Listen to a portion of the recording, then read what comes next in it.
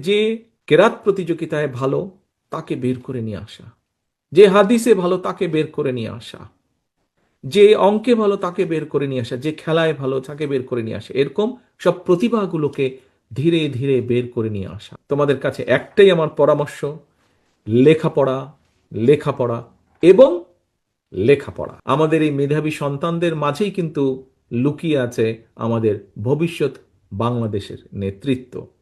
যেই প্রশ্নগুলো এতক্ষণ ওরা আমাকে করেছে, এই প্রশ্নগুলো থেকে দেখলেই বোঝা যায় যে এরাই একদিন এদের মতনই সারা বাংলাদেশে ছড়িয়ে ছিটিয়ে থাকা লক্ষ লক্ষ ফারজানা, ইফরাত, সাথী, সাবিনা, সবাই এরা ইনশাল্লাহ একদিন বাংলাদেশকে নেতৃত্ব দিবে। কাজেই প্রিয় বন্ধুরা, প্রিয় ছোট বন্ধুরা, তোমাদেরকে প্রাণ ঢালা অভিনন্দন, অসংখ্য শুভেচ্ছা। তোমরাই হচ্ছ আগামীর বাংলাদেশ, ভবিষ্যৎ বাংলাদেশ।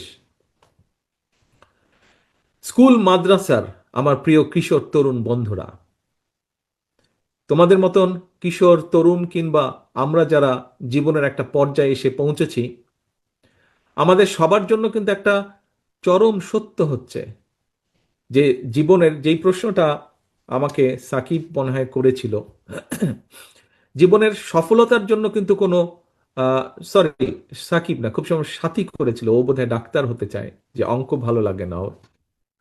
আহ, তার উত্তরে যদি আবারও বলতে হয় যে জীবনের সফলতার জন্য কিন্তু কোনো শর্টকাট, কোনো পন্থা নেই।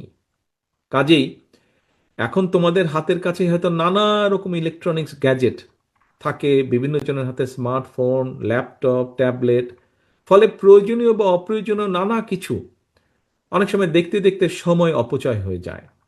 এবং এসব কারণে কিন্তু খেয়াল করেছি আমরা অনেকেই যে অনেকের পড়াশোনার মনোযোগও নষ্ট হয়ে যায়।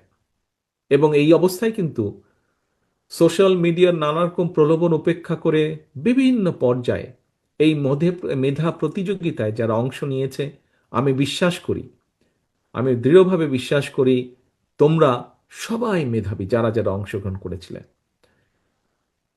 কোনো কারণে এই প্রতিযোগিতায় যাদের অংশগ্রহণ করা হয়ে ওঠে নাই, আমি মনে করি তাদের মধ্যেও অনেক মেধাবী রয়েছে। কারণ প্রত্যেকটা মানুষের মধ্যেই কিন্তু কম বেশি সুপ্ত প্রতিভা লুকিয়ে থাকে। এবং আমাদের আগামী দিনের লক্ষ্যটাই হবে যে যে কেরাত প্রতিযোগিতায় ভালো তাকে বের করে নিয়ে আসা, যে হাদিসে ভালো তাকে বের করে নিয়ে আসা, যে অঙ্কে ভালো তাকে বের করে নিয়ে আসা, যে খেলায় ভালো তাকে বের করে নিয়ে আসা, এরকম সব প্রতিভাগুলোকে ধীরে ধীরে বের করে নিয়ে আসা।